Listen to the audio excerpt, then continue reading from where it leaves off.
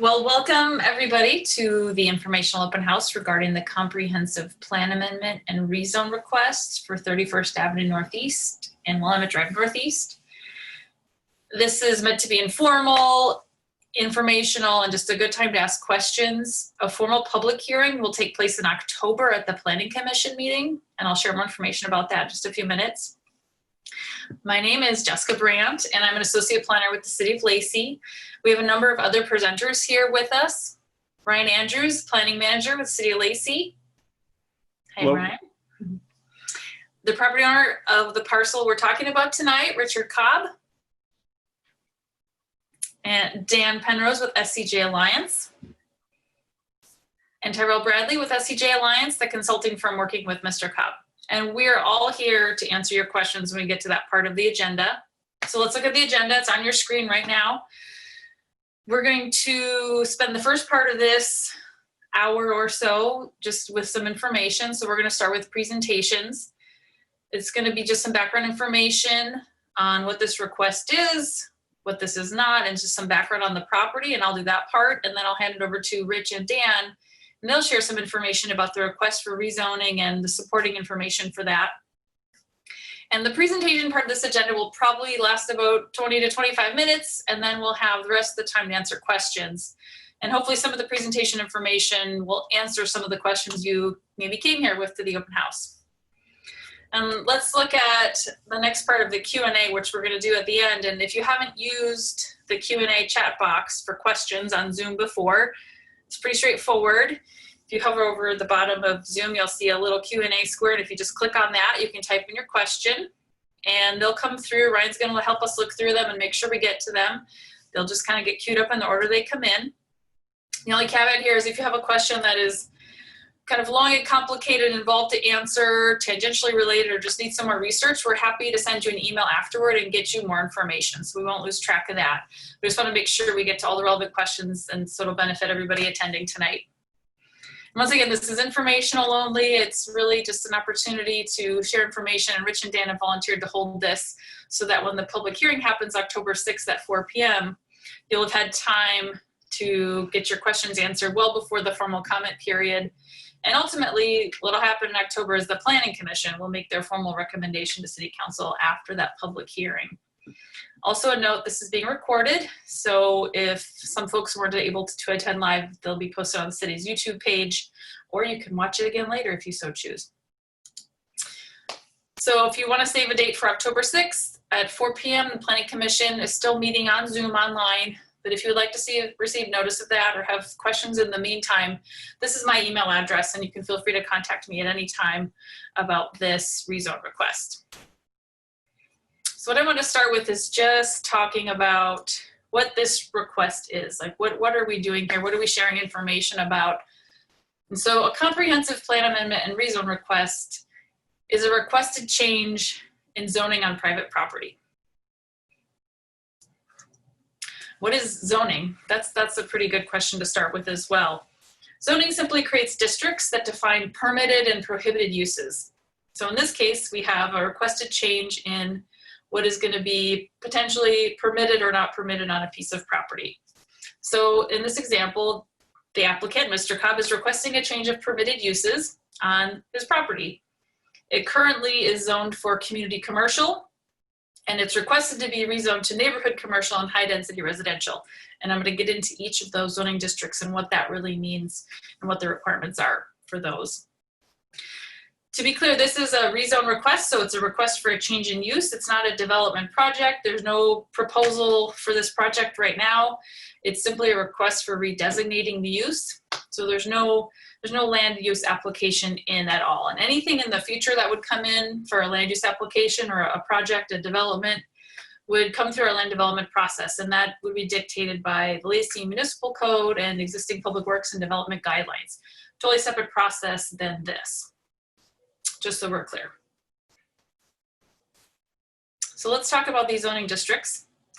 This is currently zoned community commercial, and the intent of community commercial is really to have a regional draw from people beyond their existing neighborhoods. So think of where you might travel a few neighborhoods over from where you live to go get groceries or go to the hardware store or go to an office building. It's a much larger, think of like a Safeway or a Costco, just a large commercial development. And it's really meant to be a regional draw.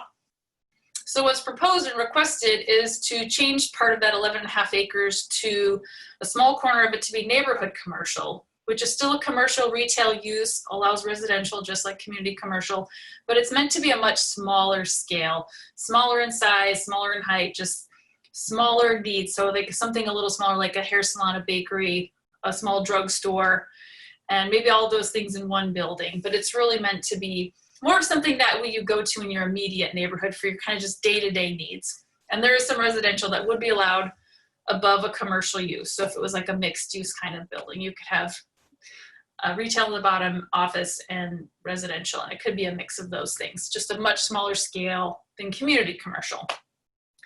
The other part of this request is for high density residential, which would be for about 9.5 or so acres of this parcel. And what's unique about high density residential is that there's about 12 units that are allowed per acre at least, and it can be single family homes, it could be condos, townhouses, apartment buildings, it could be any of those things. Not one of those is required that it has to be one of those. There is an 80-foot max height to high density residential, but there's so many design guidelines for landscaping, buffers, privacy, especially if there's any single family neighborhoods around it. So there's a lot of other design things that also go with that high density residential development. And I'll show you some maps here so you can get a better idea of this parcel and what we're thinking about. So here's a current zoning map. And if I can use my mouse here, this is the property we're talking about. It's 11.5 acres, community commercial district. And let's just look at what's around it so you can kind of get a sense. Here's Willamette Drive, here's 31st Avenue. So what's to the north here is high density residential development. Over here is community office. Here's some more community office, and that's also just a mix of office buildings, retail, housing. It's kind of meant to be a very mixed use, lively urban kind of environment. So some of this is developed, some is undeveloped currently. Over here we have moderate density residential. And then here's some open space institutional, and then a buffer for this low density residential neighborhood. So just kind of immediately around this, there's residential, community office, and some more high density residential. And up here is open space. And up here, this little parcel is neighborhood commercial. So that's kind of important to think about when you think what is going to be within walking distance potentially of some of these neighborhoods. And the idea is, if I show you the next map, this is zoomed in just a little bit more. So here's Willamette again in 31st, this whole parcel. So the proposal is to take just this little part right here, the corner, and make that neighborhood commercial, so a small scale kind of retail development. And then anything else around it is proposed for high density residential. And like I said, that could take a number of forms. It could be condos, townhouses, apartments, potentially single family. I think the thing to think about with, the minimum heights and the maximum heights that are allowed, and basically the taller the potential building would be someday in the future, whatever that is, the taller it would be, the farther away from the neighboring residential that it would be. So if it's lower in height, it could be closer to the property line. If it's higher, it would be much more pulled into the center and farther away, and have more buffers and have more setbacks and things like that. So it's just something to think about. Again, there's no proposal. I'm not entirely sure what this is going to be someday, but if it's zoned for high density residential, neighborhood commercial, it could be a number of things. And now I'm going to pass it over to Rich to give you a little bit more information just about the parcel, the area out there, and kind of just how it's changed over time. So Rich, if you're ready, you're on. All right, well, thank you. I've been involved in the Meridian campus area for an awful long time. The original master plan for Meridian campus actually had 7 parcels that were planned for high density multifamily units. Unfortunately, well, maybe not unfortunately, many of those were developed as small lot single family homes. And as a result, the overall densities in Meridian campus have not achieved the densities that were originally planned. The purpose of this rezone request is to accommodate the need for more residential development We've seen some high density projects go in, you know, across Willamette Drive. I need your consent on a few items to continue. Pardon me, I got interrupted there. It's also, we've owned this property since the early 90s. And there's really been no serious interest in buying the property from anybody to develop as a community commercial site. There's really low demand right now for a large-scale commercial properties in this area. We've done 2 market studies that support this request, and I think Dan will talk about those again in a few minutes. As Jessica said, we do want to keep a portion of the project available for neighborhood-type community uses. There's also, as you've probably most of you probably know, there is a high demand for high-density residential development in this area. The property is currently listed to sell. We have it on the market. As I said a minute ago, the company I represent has owned this property since the early 90s. There's basically, in that whole period of time since then to now, there's been virtually no interest from commercial developers in the property. Since we put it on the market, though, there has been some interest by residential developers. They're aware of the fact that we're requesting the rezone and the comp plan amendment. So that's generated some interest. Again, as Jessica said, we have no idea what these potential purchasers may want to do with the project and what kind of project they want to build. That'll be their decision to make in the future. So with that, I think I'll turn it over to Dan if I can. Yeah, thanks, Rich. Couple things just to comment on that. Every time a comp plan amendment is proposed to the city, you have to check and make sure that it is that the application or the request is consistent with other plans in the area. And our proposal for this change is consistent with the Thurston County-wide planning policies. There's also a series of goals and policies within the comp plan itself that talk about a need for housing and a range of housing types and uses that support the change. The Thurston County Regional Action Plan talks about the amount of growth that is coming into the region over the next 20 years. There's growth projections that the Office of Financial Management puts out every year, and the city is constantly looking at those and seeking or looking through its land use inventory and its boundaries to make sure that it is matching up with those projections. So our proposal for changing from commercial to housing is consistent with those 3, as well as Washington's Growth Management Act, which is the overall the overall state statutes and regulations that talk about land use. So I want to talk just very briefly about the retail assessment that we had done as far as for this project. So on the next slide,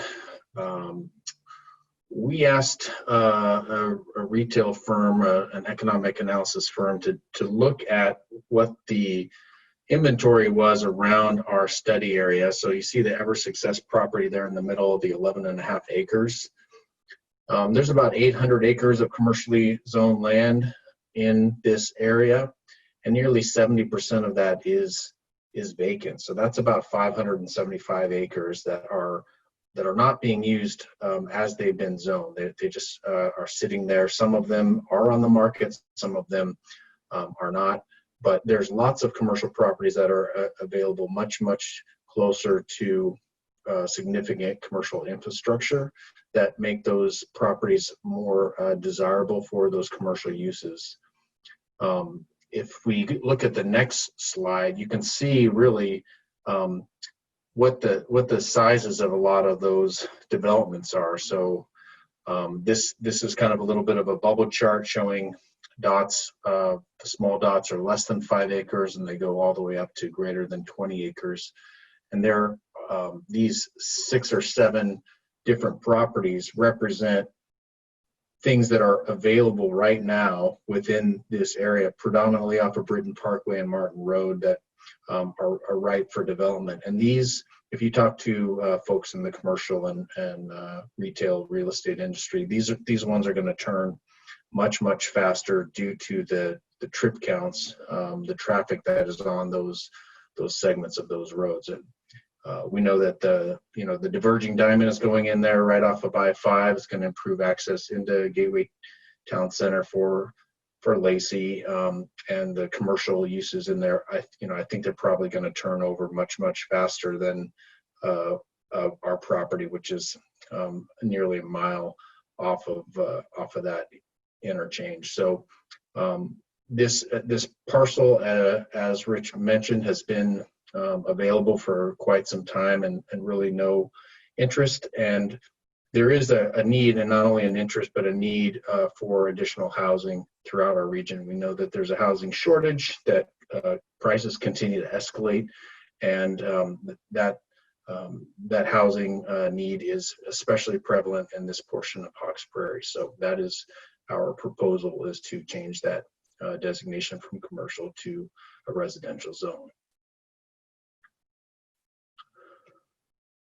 So I think that's what we had. Rich and I just wanted to talk a little bit about the legacy of the site, and how that site can be better used for the city and for the region.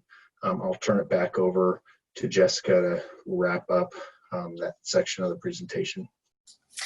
Thank you, Dan. I appreciate that. And just so everyone knows, if they joined late, we have kind of our panelists today. I'm Jessica Brown with the City of Lacey. We have Ryan Andrews with the City of Lacey, and then Dan Penrose is the SCJ Alliance. Richard Cobb is owner of the property, and Terrell Braley is SCJ, because there was a few questions that came in about, wait, I don't know who's speaking. So just if you missed the intros we did at the beginning, a refresher for you of who we are and what we're doing here.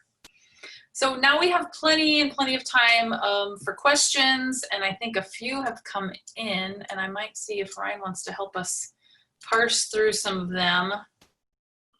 Sure. So I can unshare too. one thing that I didn't see in the presentation, and is coming up often in the questions, is related to increase in traffic and those kinds of things. So, one thing I might ask Rich to do is talk a little bit about Meridian Campus's initial master plan. How many units were originally planned, estimate that, and the infrastructure needs that were associated with that. And then, any studies maybe Dan could touch on related to traffic. What does a large regional commercial property generate in terms of traffic? And then what does that look like if it's more of a neighborhood commercial and multifamily? So maybe 2 parts there. Maybe Rich, we can start with you on kind of the legacy part of Meridian Campus and how that was built and designed, and then turn it over to Dan to talk a little bit about traffic. Okay, well, I'll try here. Excuse me for a moment. I'm trying to pull up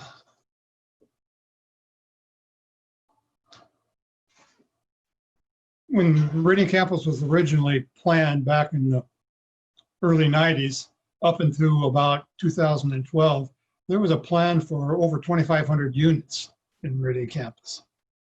I'm not sure what the exact count is now, but we're probably less than 1,500. And it kind of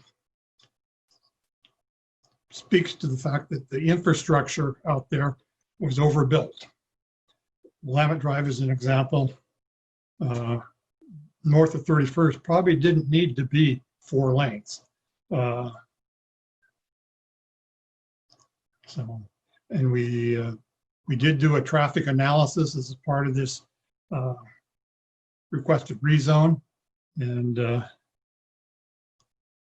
bottom line on that, and I'll let probably either Dan or Tyrell answer that. But basically, the traffic generated by the proposal we put forth here, the rezoning, will generate less traffic than a commercial site would. Yeah, Rich, that's right. So the way you look at that is when the comprehensive plan was envisioned, this section of Lacey was reviewed.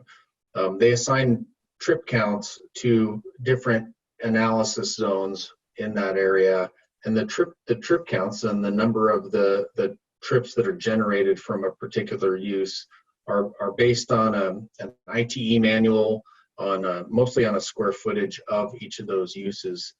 And the trip counts that were assigned to this particular area were based on shopping centers predominantly. That's what the zoning code is really kind of calling for and allowing. And shopping centers, as you probably might guess, produce a lot of trips per 1,000 square feet.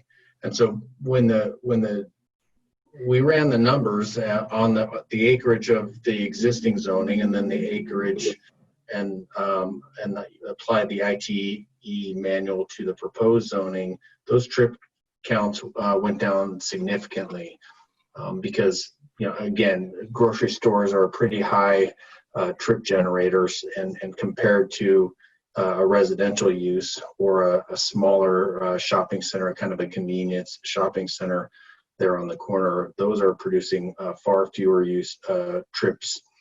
The peaks are different for sure, but as Rich said, that the infrastructure that's already present in the Hawks Prairie area had contemplated commercial on this site, and so our counts are actually quite lower, really, significantly. But the original counts were something around a daily trip of about 7,000 total trips, and we calculated daily trips to be closer to about 3,700.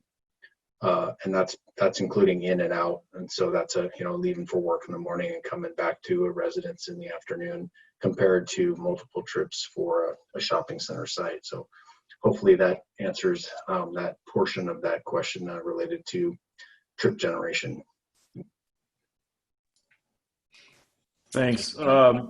So several questions regarding I'll say neighborhood compatibility related to building heights and buffers, those noise walls, those kinds of things. Obviously, this isn't something that is part of a specific development application at this point, but maybe I'll turn it over to Jessica to talk a little bit about what some of those regulations are related to building heights when we're adjacent to existing single family, and then maybe Dan or Rich could talk if they've done any studies or anything related to noise or compatibility. Obviously, I'm thinking that a residential zone to a residential zone is from a noise compatibility perspective is going to be more compatible than it would be from a commercial perspective, but I want maybe hear from them on if they've given that any thoughts. So Jessica, you want to start off? Sure. I think I heard most of that, Ryan. I don't know if it was just me, but I felt just a little choppy. I think what I can hopefully share is just a little more information. I guess it would be from just the high density residential zoning code and design guidelines. And I guess, like I said before, if there's going to be an apartment building there versus single family homes, the buffers and the amount of space between the neighboring properties is going to be quite a bit different. Because it is high density, the minimum zoning would be 12 units per acre at the minimum. That would be kind of the bottom, and then it could go up from there. And so, for example, if, let's say on the north side of the property, there's residential neighborhood there, right next to it, right here. So if there was something here someday, whatever that looks like, I don't know if it was at the max height versus probably the minimum height, there would be a significant amount of trees probably maintained right here to buffer visual just between the two residential areas. And then as far as height goes, every time, like I said, it gets a little taller, it has to go farther and farther away from that property line. And there's a lot of things baked into our design guidelines that have to do with maintaining privacy. And like you said, anything having to do with noise or any sort of visual impacts. I'm trying to think. It's so hard to speculate because there's no real project proposed in any way, but you know, there would be things managed for parking and making sure there's adequate parking for that site and managing the traffic flow. I'm trying to think, Ryan, if you think of other things that would be relevant here, it's so hard because like I said, there's no real project. So it's kind of generalities with our design guidelines. Yeah, I think that probably does it. Dan or Rich, any information on any noise analysis that you've done that accompanied your package? Yeah, Since we did- there is none as part of the change from the commercial to the high density. We could check with Ty and see if he had any insight on that, but I don't have anything else. Do you have, Richard? No, I don't. Again, this is not a project Right. specific action, so any noise studies would need to be, you know, part of the environmental review for a particular project. All right, moving on. The question here, would there need to be a separate application or a rezone if the parcel were to allow low-income housing, or does the high-density housing encompass that without further change or clarification? You know, I guess I'll answer that is that, you know, like Jessica mentioned at the outset, is that zoning establishes the permitted uses associated with, you know, what can go on a certain piece of property. And, you know, there's no income requirements that we check when an applicant comes into the door. So, you know, if, you know, something was approved for this site that was different than community commercial, obviously that could have a full range of you know, that person could have a range of income, and we're not going to regulate that. Another question, who is the approval authority? Jessica, do you want to talk a little bit about the overall process? Yeah, sure. So where this is now, the application came in at the end of 2019, because once a year we consider comprehensive plan amendments and rezone requests. And so we do once a year, we batch any application that comes in. And so the process is that gets briefed to the Planning Commission, this application, after, of course, any property owner who wants to apply for a rezone, definitely step one is consulting with city staff. And so just kind of to see if the city would even support that kind of application. And in this case, we did support it. So it moved to the next step, which was really briefing the Planning Commission and kind of giving them this information as well. And then if the Planning Commission wants to actually schedule a public hearing, they can do that. And we've scheduled a public hearing for October 6th. So what happens at public hearing is, well, we've done any sort of outreach in between. The Planning Commission gets out all that information, and then any extra comments that come in for a public hearing or written comment, they take that into consideration, and then they make a formal recommendation of whether they support or don't support the rezone request, and that goes to City Council, and then the City Council then has to go through an adoption and approval process. And so it really kind of the next step is the public hearing in October, and then it will get referred potentially or not potentially to City Council, and that's just kind of where we are in the process. Question about whether or not this site would allow for a gas station to be put on the property. And currently, community commercial, I'll kind of take this one, community commercial allows as a permitted use a gas station. So, you know, if an applicant came in today with an application for a gas station on this piece of property, that's a permitted use, and one could conceivably be constructed there. Under the proposed rezone, neighborhood commercial is a little bit more restrictive when it comes to gas stations, and I believe they're actually required to get a conditional use permit. So it's still conceivable under neighborhood commercial. It's a process that requires a hearing in front of the city's hearing examiner, and then a final approval through the Lacey City Council. So while it would still be allowed, it would be have a stricter level of review than what would be currently allowed. Any plans for a grocery establishment? I guess I might take that one as well. Obviously, with community commercial, that is a designation that a grocery store would be a permitted use in. And I think probably once upon a time, as Rich mentioned, with the thousands of units that were originally proposed for Meridian Campus, this is probably a location where a grocery store was. Somebody thought this would probably be a good location for that. Now, because of the essentially the underdevelopment of the area, the area hasn't developed to its full allowances. It's developed more single family than it has from a multifamily perspective. It's become less viable for those types of uses. And that's what Dan Penrose was talking about related to their market study.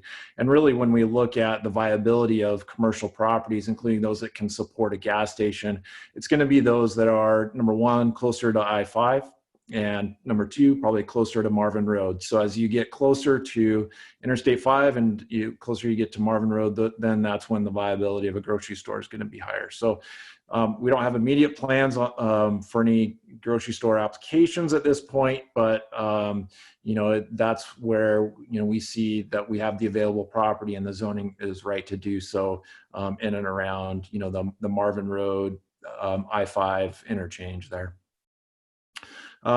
Jessica, maybe a question for you again about buffers and setbacks. Again, some concerns about how does the change from commercial to high density affect buffers and setbacks?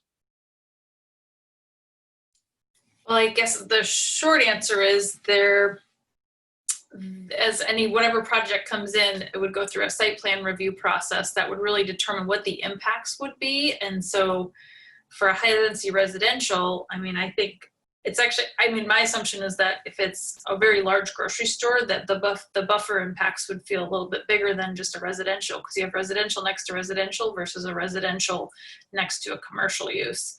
And so it's like I said, it's so hard to know what the setbacks would be, because it would all be dependent on the height and the density of whatever development application might come in.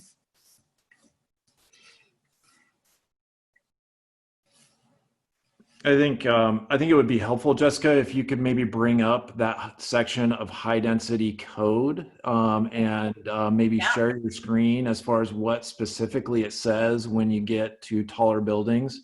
I'll kind of go through a couple more questions and then maybe you could bring up that specific section of code so people could have a better understanding firsthand of what some of those things are. I think it's a little hard to imagine, without a development application, but at least people could see what that section of zoning code said. Sure.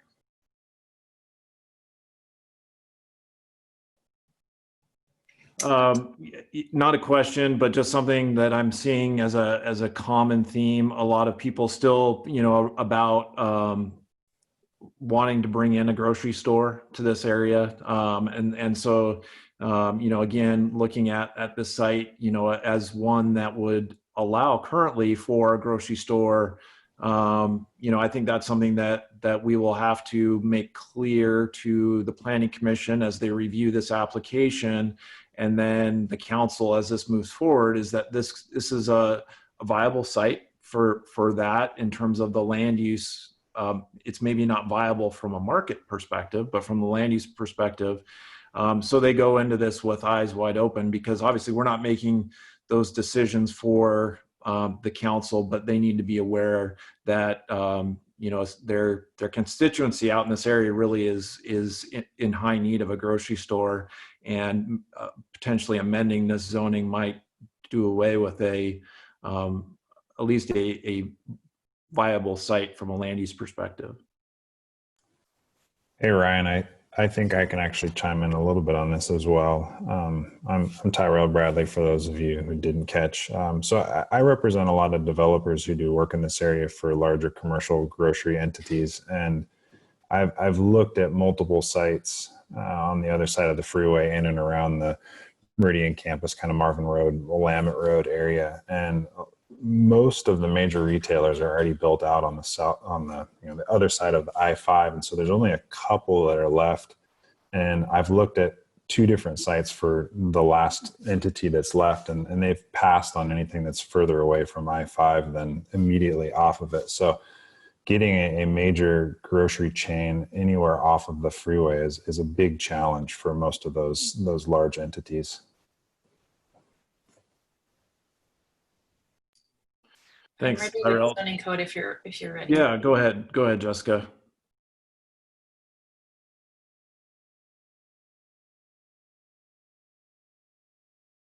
You're on mute. Let me make this a little bigger. Is that okay? Depending on what screen you have at home, I suppose. So let's zoom into the Lacey Municipal Code. We're in the high density residential section, which is 16.18. And I kind of just zoomed here to talking about maximum height of buildings. And it seems like there's a lot of questions with height and setbacks and, just kind of how do we determine buffers? And so this section is probably the most relevant to start with, and we can dig into some others if we need to. So 80 feet, provided that the following apply where the height is greater than 40 feet and within 80 feet of existing single family residences. So there's a 15-foot buffer, which of type 1 landscaping, and that's between the building wall and the property line, and then a 6-foot site obscuring wall or fence. And then buildings over 40 feet shall step back 1 foot for each 1 foot of additional building height above 40 feet. So like I said, as it gets taller, it gets farther and farther back from the property line. And so upper story balconies facing residential homes over on buildings over 40 feet need to have opaque sides. So this is really kind of protecting privacy for both the tenants and any neighboring property owners.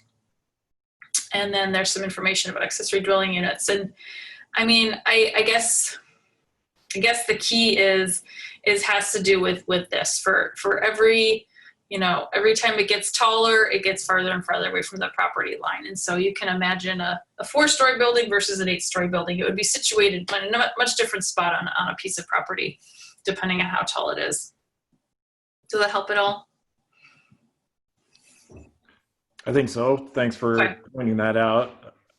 One question related to schools. Jessica, I would assume that we'll, if we haven't already, we'll route this application to North Thurston Public Schools. I'm wondering if you remember any comments that we've received. It says this area is zoned for Meadows Elementary, which is already overcrowded. There's not an elementary school in this area of Lacey. There is a middle school. The concerns are related to schools. Did we get comments or concerns from North Thurston Public Schools in being able to serve this potential higher density zoning? I didn't get any comments from them. It sounded like Rich had his hand up, so I don't know if you know more than I do. But when I wrote it, I didn't get any information back from them. But if there's an actual project proposed someday, maybe we'd get comments. I'm not sure. Well, I'm not sure about an actual project, but there is a piece of property up off Campus Glen Drive, right next to the park, that is owned by the school district for an elementary school. So it was planned as part of the original master plan, and it was sold to the school district many years ago. So there's also another elementary school site along Marvin Road near 41st. So the school district owns 2 pieces of property in the area for elementary schools, as well as a high school on the other side of Marvin Road. So there are sites available for it as soon as there's enough demand. Right, and I can tell you just in general too, once a year, the North Thurston School District School Board and the Lacey City Council do an annual retreat and a meeting, and they talk about these issues. we route and share each other's, capital facilities plans as they get developed every year. And so, I mean, there's definitely a communication and a coordination. So I can tell you that is definitely happening. A question here about any set aside requirements for open spaces. As part of the development, all developments, rather in residential developments in Lacey, are required to set aside a certain amount of open space. Single family residential developments are required to set aside 10% of a gross area in open spaces. A multifamily development is required to set aside 20% in open space. Now, this question was specific to benefiting the neighborhood. So, those open spaces are generally within the individual development. So I don't know if that necessarily would benefit the neighborhood or not.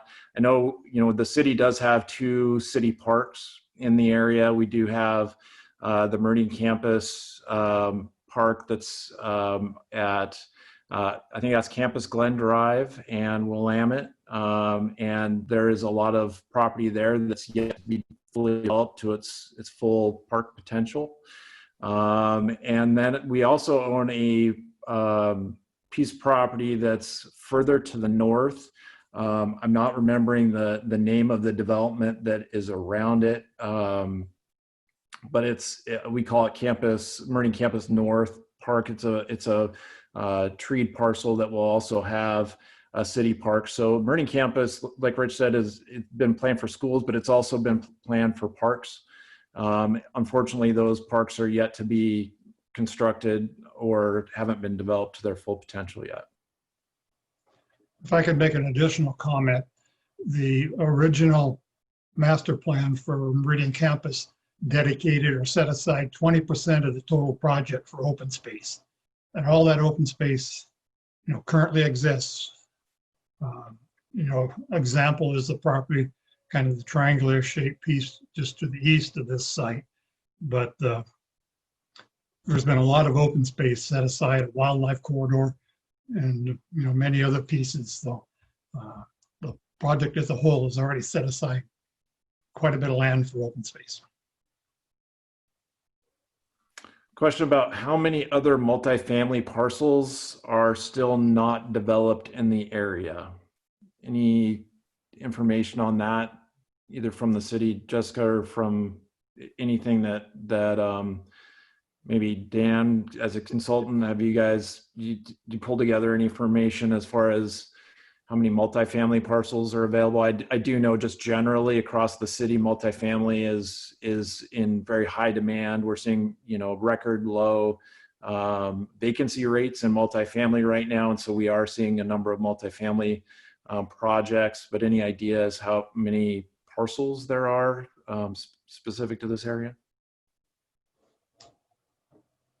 Well, I don't know exactly how many there are, but there is one multifamily parcel set aside in the Campus Springs project right along Willamette Drive that is yet to be developed. But other than that, I haven't really done an analysis.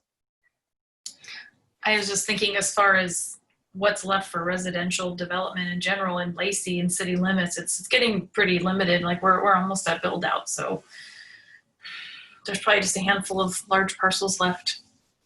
That's my guess, and especially in that area.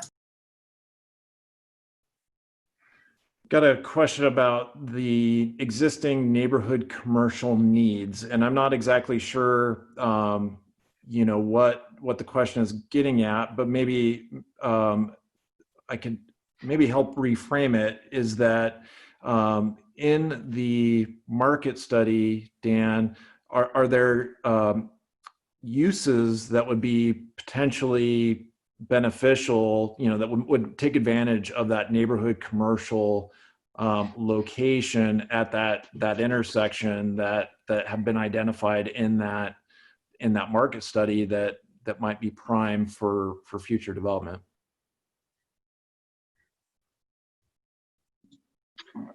I mean, I'd have to think through that, Ryan. I understand. I think the intent of the question, there's a little bit of other sentiment in the questions about beneficial uses that could be used as amenities by the surrounding neighbors. And, you know, I think that's what the grocery store concept was also about, is that commercial amenity to that business to serve the surrounding residents. So one of the reasons we looked really carefully at how the sizing would work is to make sure that there was enough of a neighborhood commercial pad to allow for some type of reasonable neighborhood scale retail or commercial or services, and that is consistent. Ty, you know, we have just kind of in our day-to-day work, we come in contact with these types of uses all the time, and that size of lot will work for some type of commercial convenience, commercial retail, or other strip commercial use.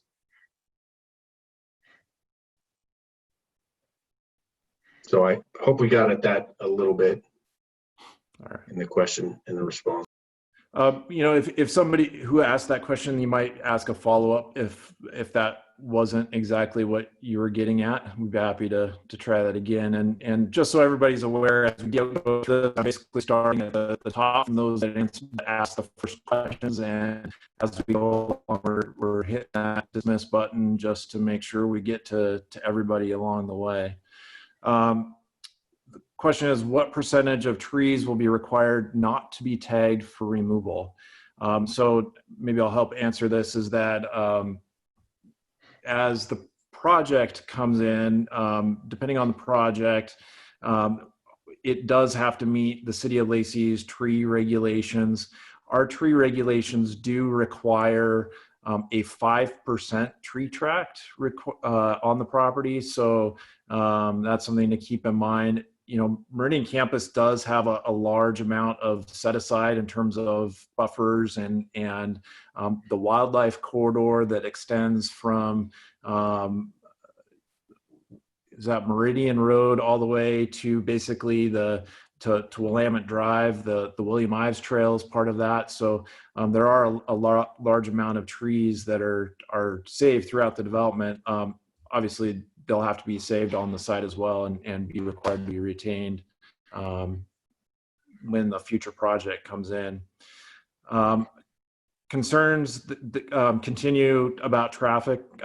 Seems to be a common theme, you know, especially with commercial trucks, warehouses, compounding, traffic issues, especially, you know, it seems like the conflict is with heavy trucks and residents out in that area that have to compete with the trucks. And, you know, I think the concern is by allowing more potential residential in an area, then that issue becomes compounded. Question here, what is the density of Campus Springs and Campus Reserve as a comparison?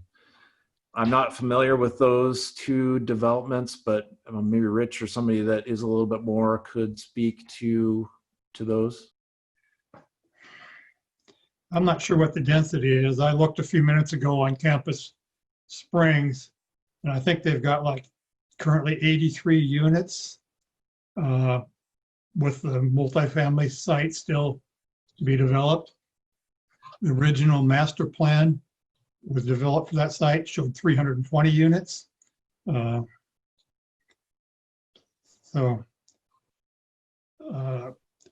Campus Spring was the single family part was developed with 6 units per acre, I believe, which was what the. Is that the one just to the north of your property, or is it further? No, the one just to the north, yes. Oh, That's okay. the one I asked about. Okay. You can answer that, Dan. No, go ahead. I was gonna say we did think about that because it's zoned high density residential, and it was zoned that at the time the development came in. The development standards for that were different at the time. We definitely changed the high density residential from 6 units to acre for a minimum to up to 12. And it is simply because we had planned for that whole area to have so much more housing than it actually was developed to. Anything that was in the zoning code, essentially whoever developed that kind of came in at the bare minimum for density, and we were kind of hoping there would be more because there's just such a housing need, and we had planned for more housing out there. So we changed the zoning on that to try to meet some of our housing demand. So although it was built at a lower density, the density right now that's allowed is higher, even though they're both high density residential.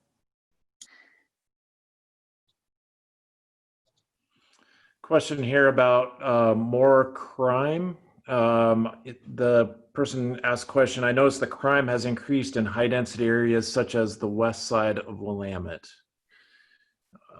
Jessica, did we receive any comments in our review related to the police department's review of this?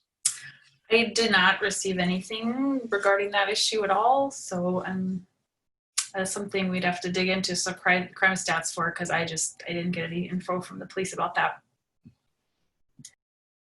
It seems like lately that, especially in Meridian campus, that our police department, at least this, and this is, I'm not looking at the statistics. I'm just, trying to relay what I've been hearing is that Meridian campus continues to be an area where we have to relocate homeless individuals from. And so, those large undeveloped pieces of property like this seem to be magnets for folks that want to set up camp there. So that seems to be a fairly large issue for the police department and Meridian campus, at least at this time. A question about access, and I would imagine they're talking about vehicle access. Would that be both from 31st and also Willamette into the site? That would be my guess. Again, we don't have a project proposal, but I would anticipate, and Ty can maybe talk to this about what is typically used for parcels of this size. Multiple access points is usually the recommendation from the fire department. Yeah, for a parcel like this, anybody would be required to have 2 points of access. And if I'm remembering right, and it might be hard to see on the aerial photograph, but I believe that those access points might already even be existing as curb cuts through the sidewalk. So if you're out there maybe on a walk and you want to take a look, my understanding is, you'll see a break in the street trees where those future access points would be. There's probably one north of the roundabout off Willamette. There's probably another one east of the roundabout 31st. Those would be the 2 access points. Question about how far back would an 80-foot building be from the north property line? This gets back to the information that Jessica provided. The requirement is the buildings have to be set back, have to meet building setbacks. The 80-foot building has to basically stair step back. So you could have like the initial podium of the building be 40 feet. And then essentially that 80-foot tall building would stair step back. The limiting factor when it comes to building height is, we don't get development applications in Lacey for 80-foot tall buildings. I'll be frank. The reason is because in order to accommodate 80-foot tall buildings, you have to have parking to be able to park people off-site or on-site, and to be able to have an 80-foot tall building. You have to have the parking to be able to accommodate that. Right now, for each residential unit, you're required to have a space and a half per unit. So, think of a 100-unit apartment complex, you're going to have 150 spaces to be able to accommodate that on site.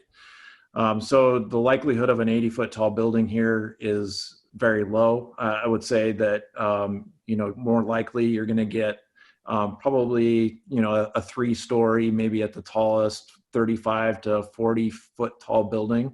That's what the infrastructure and the on-site parking allowances would get you to. Question about another question about access. The question is, it looks like there would be a street along the north side.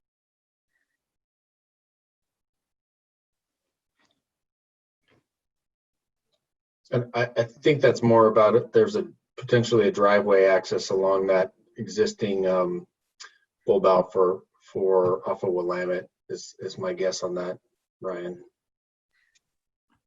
So Yeah, and I think that's where that access point that I was referring to is. That's north of the roundabout. That's going to be a shared access point into that site. Our transportation plan does not have a future public street going through there, so that would be a private driveway to access that development. Question about buffers. The buffer to commercial to single family is 100 feet. No, the actual only buffer we have in city code between commercial and single family is 15 feet. I do know, and Rich may be able to speak to this, is that there have been buffers in Meridian campus that have been designated between residential areas and industrial areas. Maybe Rich, you could speak to that a little bit as far as how that's been handled in the past. Well, that's true. There is a buffer on the east side of this, a 50-foot buffer that would buffer the low density residential. But typically between light industrial and residential, there's usually at least a 25-foot buffer on each parcel for a total of 50 feet. And then there's usually some sort of side obscuring fence or along that same area on the property lines. So, yeah. More comments about and concerns about tree removal. This one's specific to deforestation. Question about the proposed high density residential rezone. Would that be the same as the rules that the high density development across from Cabela's were developed under?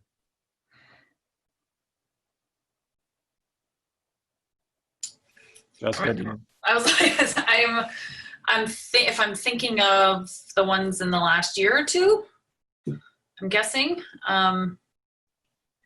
If that's zoned high density residential, then yes. Yeah, I think maybe this is one, and we got another comment here about the complex on Britton Parkway. Maybe they're talking about the one that is next to like the Miles Sand and Gravel site right up against Britton Parkway. That is zoned high density residential.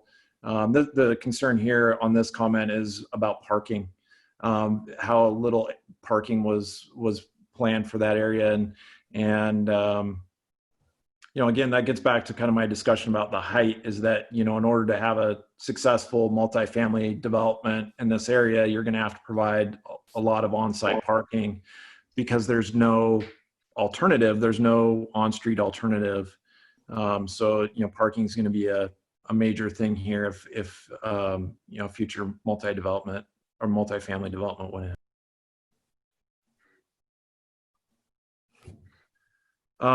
Question is, and Jessica, maybe I'll give this to you, from the city planner's perspective, what is the chief upside and chief downside of this proposal? I would assume, we're going to be providing the planning commission with a recommendation. What does that recommendation start to look like?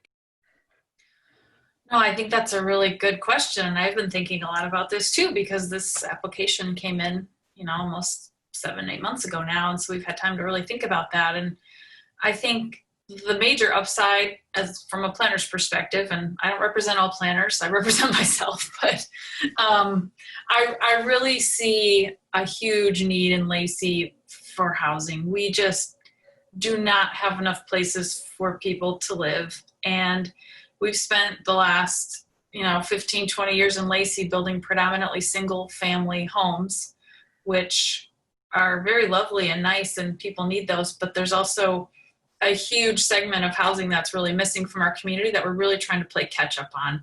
And one is apartments, condos, townhouses, smaller units, just more units in smaller spaces. And so people can have more of an urban lifestyle. And we really just don't have enough housing choices for people right now. And so I see this as just another way to keep trying to slowly chip away at this huge gap we have in the amount of units that are needed. If you've tried to go find an apartment in Lacey or in Olympia or somewhere in the area, in Lacey especially, there's just not a lot of units on the market. That the vacancy rate's really low. And so we just need a lot more variety. And I think this will try to make at least a little bit of a dent in it. There's a transit line that is running in this area, and yeah, not everyone's going to take the bus, but if it goes right past an apartment building, I think that's a pretty great opportunity for a lot of people. There's a lot of jobs up in Northeast Lacey, especially neighborhood commercial. If you live in an apartment building and you can walk to a small grocery store or a small, pharmacy, drugstore that is right outside your door and get like 80% of your basic needs met,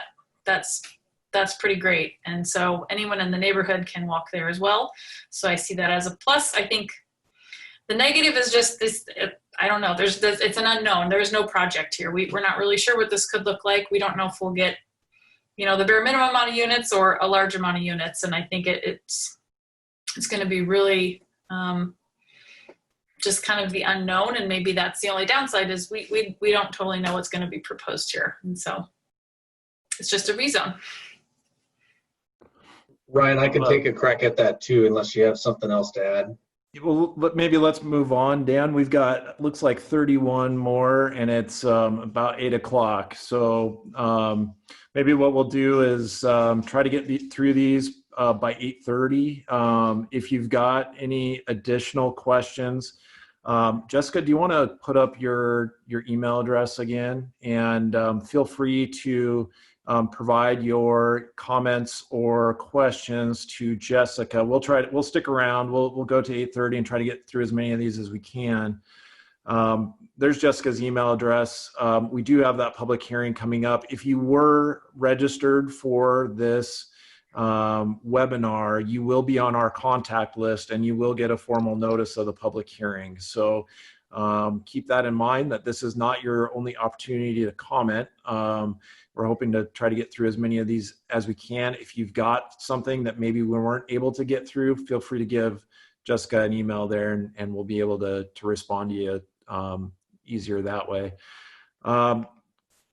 Maybe not a question, but more of a comment related to what does this project do for other properties, other additional development, including high volume retail.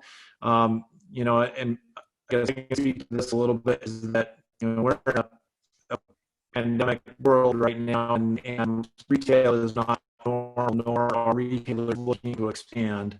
And so at this point, we don't know as a city what the future of retail holds, other than it looks like a greater volume of retail will be done online than ever before. So, we as a city are working hard to try to attract more retailers, but it doesn't look like in the near term retailers are going to be doing too many projects. A question about multifamily buffers between single family and multifamily. We brought up that section of our code before. That's the section that would apply when we're looking at between multifamily and single family for these zones. Be happy to take another look through that with somebody if they want to email Jessica. We'd be happy to do that. Another comment about traffic flow, especially moving north on Interstate 5, heading north towards Fort Lewis. Great question or great comment. I'm not exactly sure how we can address that here tonight. I remember, I've lived here my whole life. I remember when Lacey was a bedroom community for Olympia, and now it seems like it's a bedroom community for Pierce County and thanks to the north. And I think that, and this is in my own opinion, is that we need to be more realistic when it comes to more transit opportunities and rail opportunities when it comes to moving people up and down the I-5 corridor and getting them out of their cars.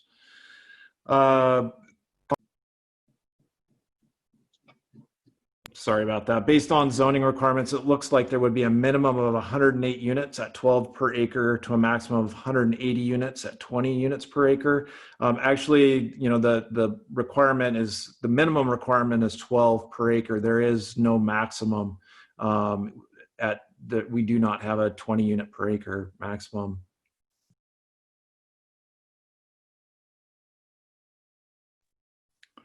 A comment here about traffic again over the 2-lane Meridian Road bridge over Interstate 5. Seems like that would be inadequate for an increase in volume. Unfortunately for that bridge is located in Thurston County and not in Lacey. I do know that bridge is part of the a future road improvement project in that section of Meridian Road. If you think it's bad in your car, you probably should, you know, try it sometime as a pedestrian or a bicyclist. I think you'd regret your decision. So it would fully upgrade that to a 4-lane bridge with sidewalks and bike lanes on it.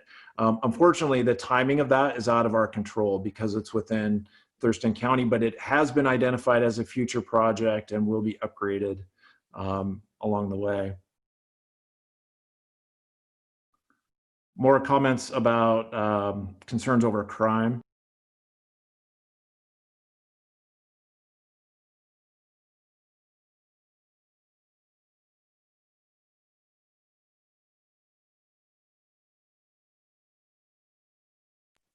A question here, and this is a good one maybe for Dan or for Rich. Why isn't the applicant asking for all of the property to be rezoned high density? Why the 2 acres of neighborhood commercial?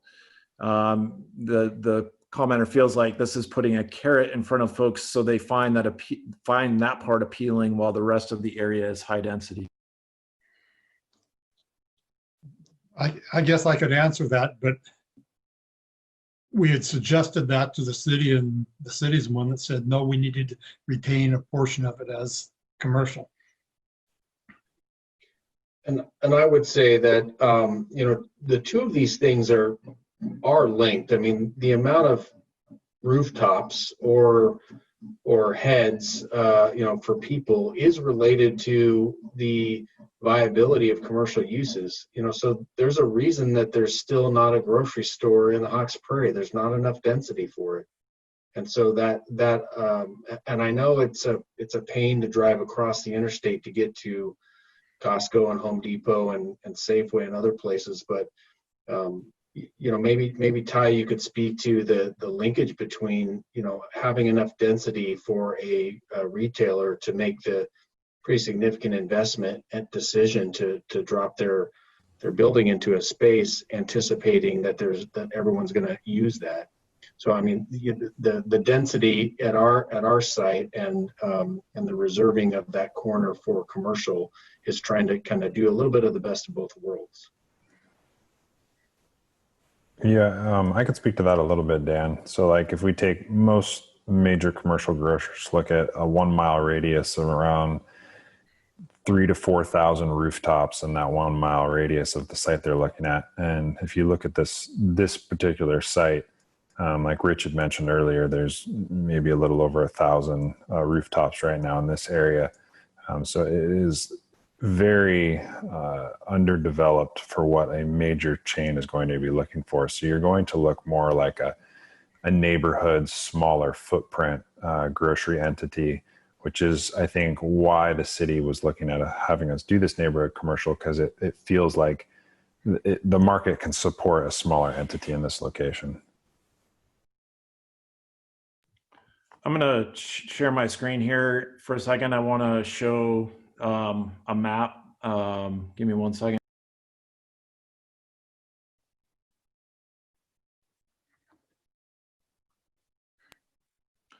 I hope everybody can see that. This is a map from our comprehensive plan from 2016 that shows what we call neighborhood nodes. And these are areas that are identified for for a couple things. One is commercial uses, and the other is higher density residential development. And so you can see on the map that there is a little red dot indicating a neighborhood node at the intersection of 31st and Willamette. You'll see it looks like maybe another at Hawks Prairie and Marvin Road. And if I was to scroll down farther, you'd see another one at the Gateway property that's off Marvin and Britton Parkway.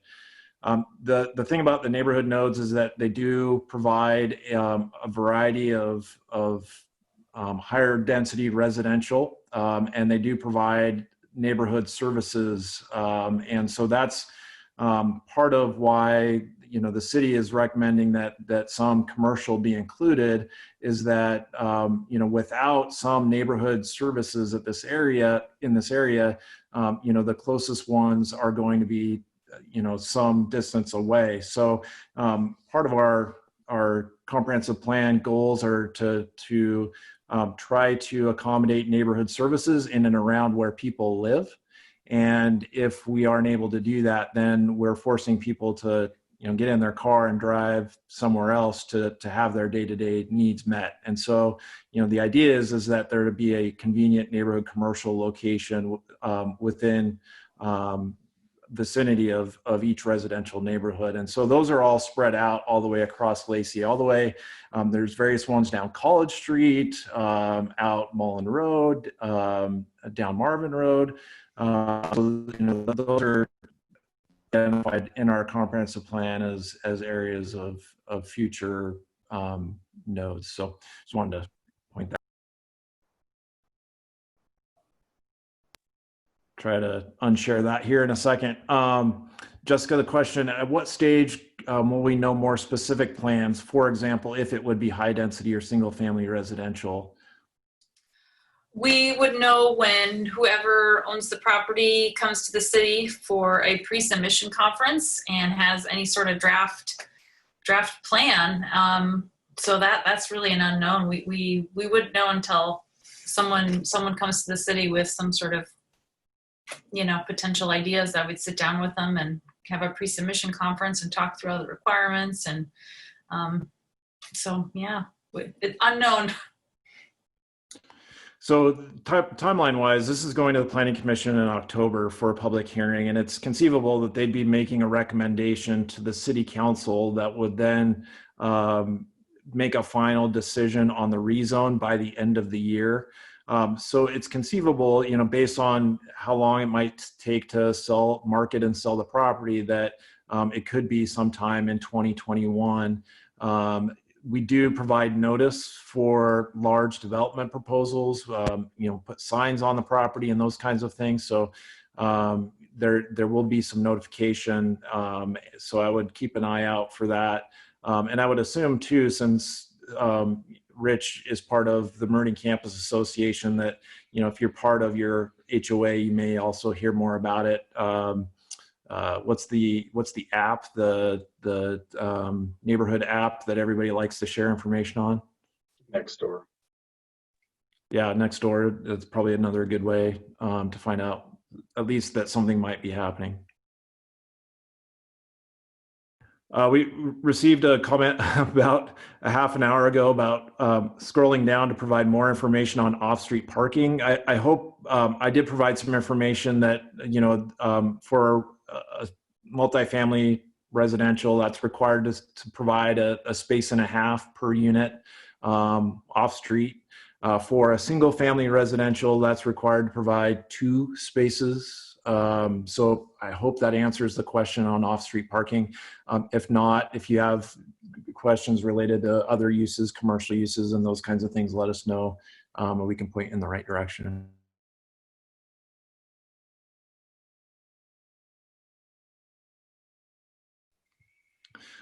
Question here about who would pay for a new school. Will the developers pay for it?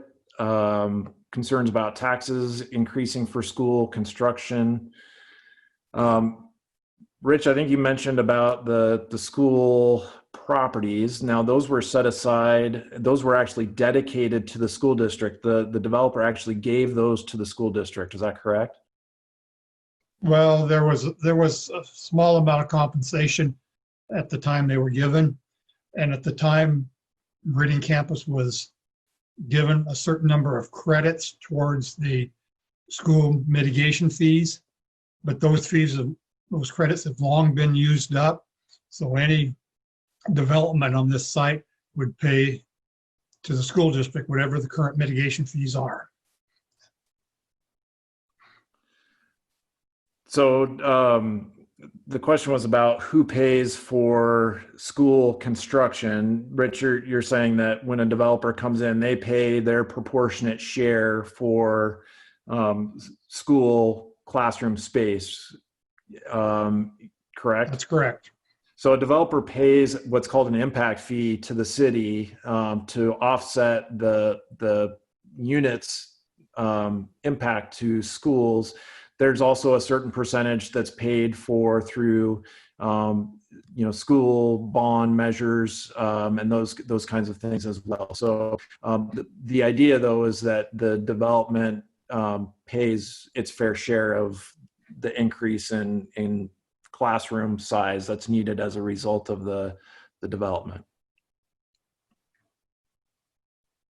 Question about, is there a chance that the parcel will be further divided and within the high density area, multiple parcels created that may have different high density building types?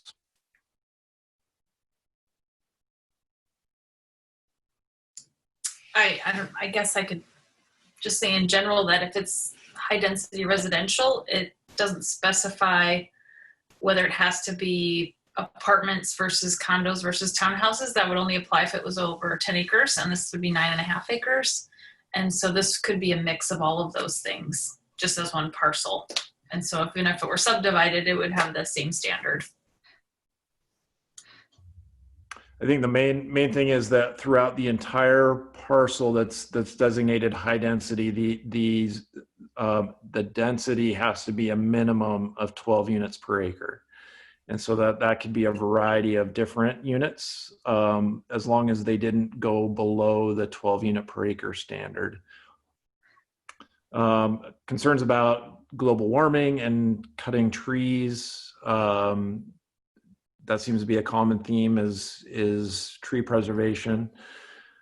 Seems like there's more need for residential commercial activity for the existing community than there is for high density residential. The point is the existing residents do not want this parcel to be developed like the parcel closest to and across from Cabela's.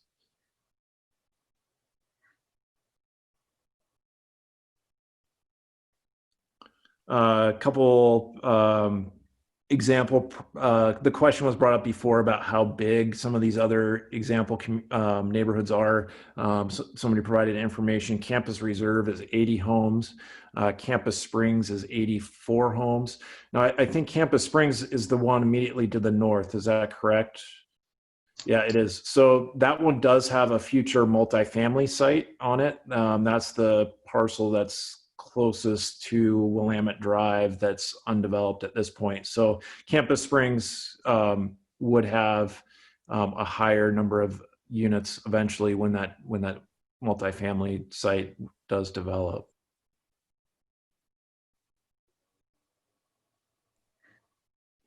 Question or comment here, why high density versus medium or low density housing? The surrounding high density are very large houses on smaller lots. These larger houses are not more affordable. Assuming affordability is what the priority is, if the high density will be apartments, how will that affect property values and crime rates? Well, I guess the question, we'll start with the first question, which maybe is best for Rich or for Dan, is the question about why high density versus another housing type.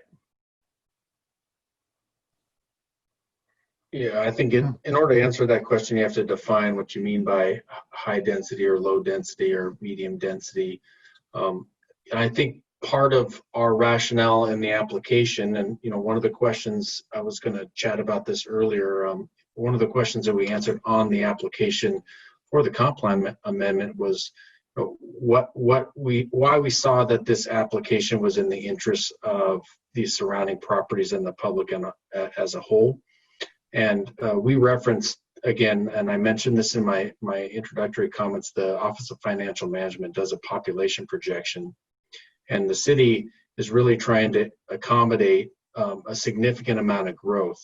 By 2035, there was almost 4,700 housing units that the Hawks Prairie area was supposed to accommodate, but only about half of those are in existence. So a lot of the growth for the city needs to happen in this area. It's some of the the largest lots and the highest amount of gross square footage in the city of available land. So the region, that this portion of the city has the capacity to do that, and there's not a lot of other spaces, I think, as Jessica mentioned, throughout the city that has this zoning designation. I think we found only about 115 acres of vacant land. So this proposal adding about 9.5 acres increases that total by about 8%. So we're moving towards growing the city and making sure we have the healthy population base to support some of the retail interests that people have mentioned so far. And there were some comments in there related to crime and property values as well, just to be aware of. There's comments here about using the chat box that completely takes voices away. No exchange of info, just us listening to you. I wish we could actually speak. Please understand that the applicant and their representatives are doing this voluntarily. This is not something that is required. We as the city asked, and the applicant accepted to hold this as a way to share information. Unfortunately, we're not able to host people, talking, and so this is the functionality that we have. If you do want to have your voice heard, and if you do want to provide comment orally, at this point, that can be done, but that has to be done at the public hearing. So if you would like to provide comment in person, the best way to do that is to provide that directly at that October 6th public hearing, where we will have that functionality and people will be able to provide in-person testimony. Question about how much influence does the public have on this rezoning proposal? Jessica, do you want to talk about maybe the public hearing and how the Planning Commission will consider the testimony? No, I think that's a good question, and it comes up in a variety of situations. So the process is the Planning Commission really gets the application packet with all the information that Rich and Dan have provided, with the maps and the market studies and how it supports the comprehensive plan amendment. Comes with a staff report for the city staff kind of analysis, our objective analysis. City staff really don't advocate one way or the other. We just say on its face, does this fit our comp plan goals or not? And that's kind of where we start. And then the Planning Commission also reviews all that information, and that's also their job as well, to review whether this will fit the comprehensive plan. And then they take public input and testimony, and they take that into consideration among their decision, with just their job as planning commissioners to make sure it fits within the goals and vision of the city. And then they make their formal recommendation. And so I can't say that one way or the other how the Planning Commission will feel about this application. I think it's your job as the public to show your concerns, and if the concerns can be addressed through city code that exists, that's something the Planning Commission will take into consideration. The question here is, it says, I understand wanting to develop, but how will it affect other property prices if multi-unit buildings are built and the loss of revenue to the tax base? And I'm not exactly sure how, with additional buildings being built, that there's loss of revenue. So kind of the way property taxes work is that when new projects come online in the city, so as new construction occurs, that increases the city's assessed valuation based on the levy rate that is assessed to all taxpayers in a city. The more new development happens, the less everybody pays in terms of taxes. Now, I'm not trying to convince anybody that, you know, the city is wanting to do this because of additional taxes, because, you know, it's been proven that residential development is a net loser in terms of revenue for cities because of the services that are provided to those properties. Now, commercial properties are a generator, and so that's where we have to balance out the amount of commercial properties we have with the amount of residential properties, because the commercial basically pays for and subsidizes those residential properties. Question about project on Martin Way close to Mud Bay. Is this an apartment complex?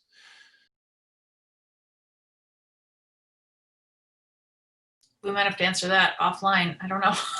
I think that maybe is the one, the old Ranch Hotel. If that is the old Ranch Hotel, yes, that's an apartment complex as well.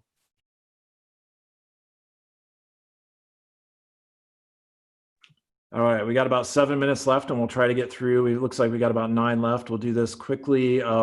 Concerns or more comments about not wanting an urban lifestyle, not wanting more high density residential in this area of Hawks Prairie.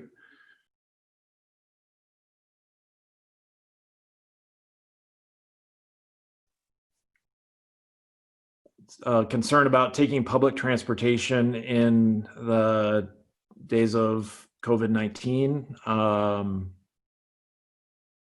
So getting out of the cars, taking public transportation, which puts people more at risk for COVID-19.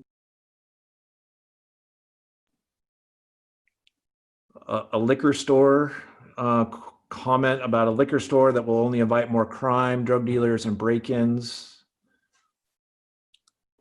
Not exactly sure about that, other than maybe a liquor store might be a permitted use in the neighborhood commercial zone. I don't know if liquor stores are still very popular these days, given that you can buy liquor in just about every grocery store now. So, you know, a grocery store would be a permitted use on the site now, as we already mentioned. A lot of accidents at Willamette and Orion. This proposal will increase traffic. Would we put a traffic signal instead of roundabouts? I think the idea with the roundabouts is that would do away with the need for signals. Willamette and Orion, I'm trying to think, I'm not aware that one actually has a roundabout or a traffic signal.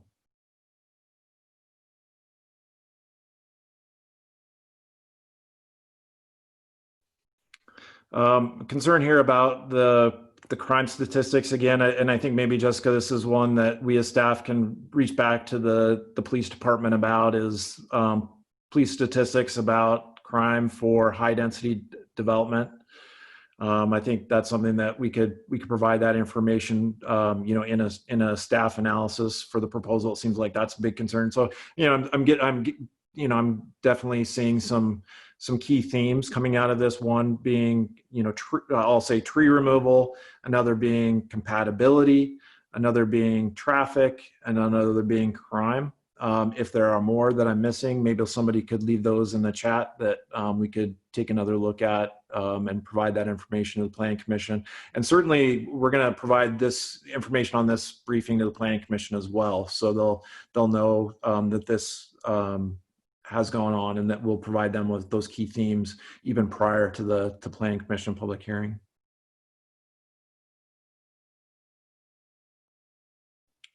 If the capacity to build apartments is so needed, why does the city keep allowing trucking warehouses all over? Jessica, I think, I'm not sure if we have the information, but correct me if I'm wrong, but we're nearing the end of our developable property related to warehouses, correct?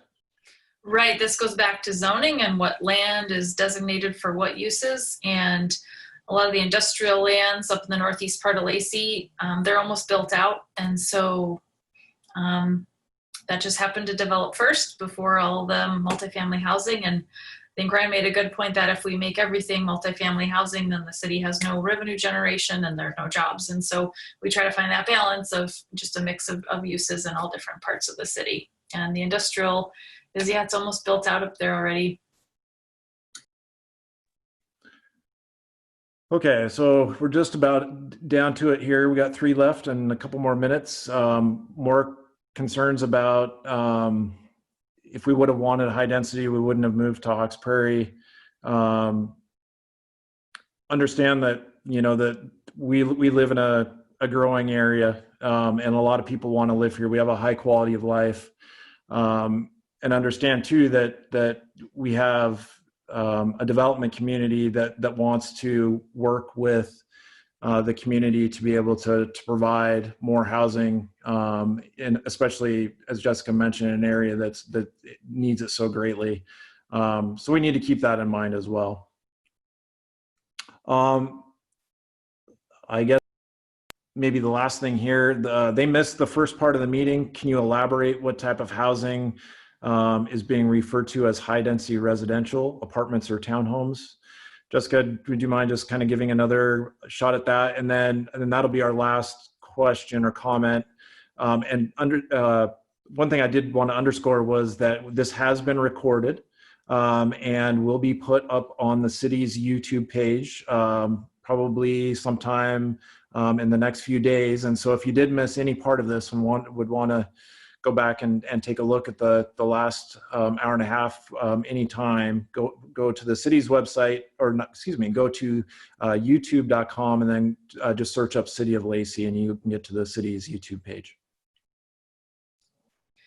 Okay, so to recap on high density residential, we define it, it doesn't have to be one type of residential development. It could be single family homes, it could be townhouses, it could be condos, it could be duplexes, triplexes, apartment buildings.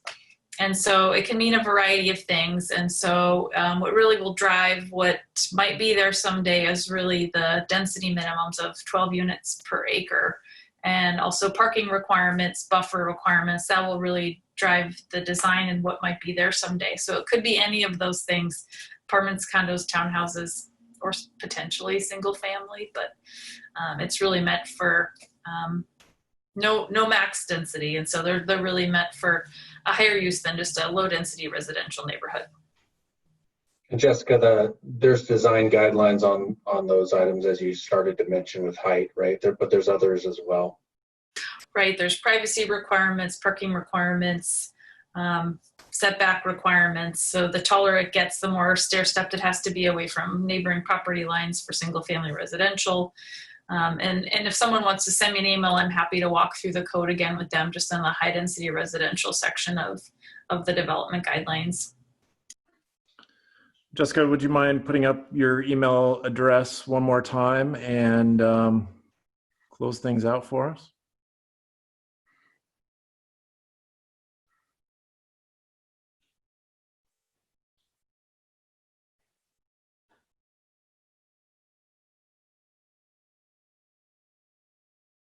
You're muted. Okay, so there we are. So if you have follow-up questions, we have much time until the public hearing. That's going to be at the Planning Commission meeting, and that's where they'll formally take comments, and you could submit written comments. You don't have to give oral comments. You can also provide them in writing to me, and then I will get put in the Planning Commission packet. And in the meantime, just send me an email, and we can try to figure out how to address some of your questions. And like Ryan mentioned, when this goes to the Planning Commission, they'll have received a briefing on this, how many people attended, the questions and the issues came up, and I think it was really helpful to kind of get a theme of different issues that we can then further incorporate into our staff reports and provide additional data for the Planning Commission to then consider and think about, along with any future public comments. So with that, we really appreciate your attendance, your thoughtful questions, your participation, and in the meantime, if you need anything, just send me an email. With that, I'll say thank you very much and have a wonderful evening.